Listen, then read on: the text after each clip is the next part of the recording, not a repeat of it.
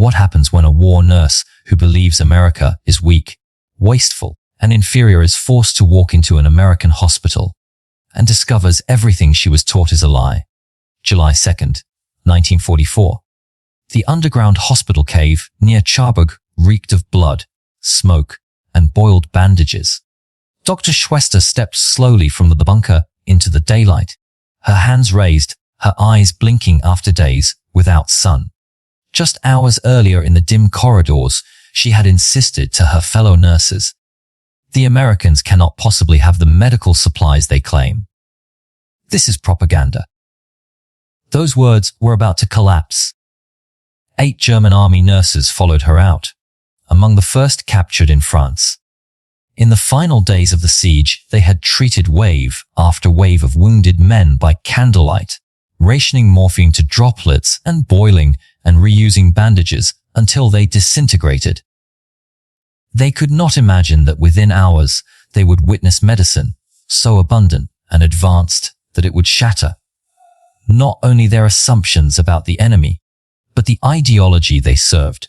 Colonel Richard P. Johnson of the U.S. 4th Evacuation Hospital regarded them not with hatred, but with the gaze of one healer meeting another. They would eventually be returned to German lines under the Geneva Convention, but not before they saw American wartime medicine with their own eyes.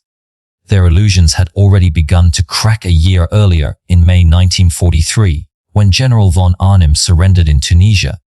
Among the 250,000 captured Axis troops were thousands of German medical staff, including nurses who had served Rommel's Afrika Korps.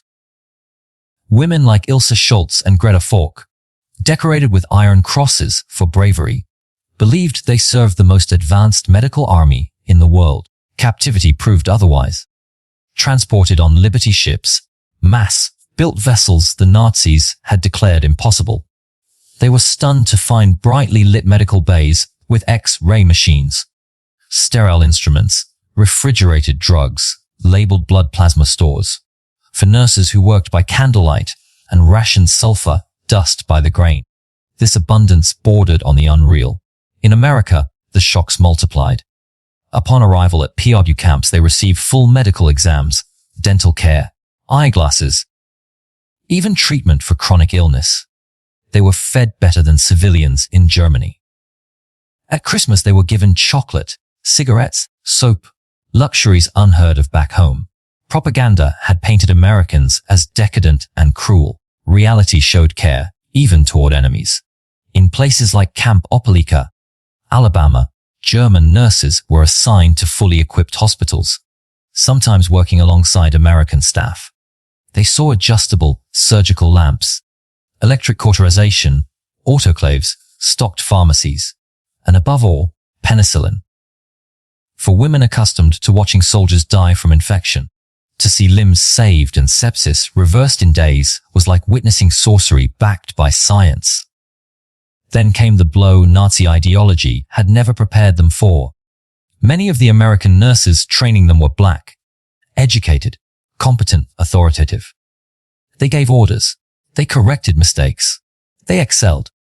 Everything the Reich had preached about race dissolved on contact with reality. By 1944, 45 German medical personnel in captivity were being trained in American public health, sanitation, vaccination campaigns, epidemic control, knowledge later used to rebuild their own ruined country. They read American medical literature and discovered that many breakthroughs had been authored by Jewish scientists Germany had expelled or killed. Slowly, a new truth replaced the old. Medicine existed to heal, not to serve ideology. They watched American doctors treat German POWs with the same care as Allied troops. They saw prisoners receive better care than civilians in Germany. They saw what medicine looked like when guided by science instead of fanaticism. After the war, many returned to a shattered nation with ruined hospitals and crises everywhere. They rebuilt using what they had learned in captivity: blood banks, antibiotics, professional nursing autonomy, modern hygiene. Years later, some confessed that their imprisonment was not humiliation, but transformation. "We arrived as prisoners." One wrote, "We left as witnesses to medicine's true purpose." This story is one of WWII's quietest victories.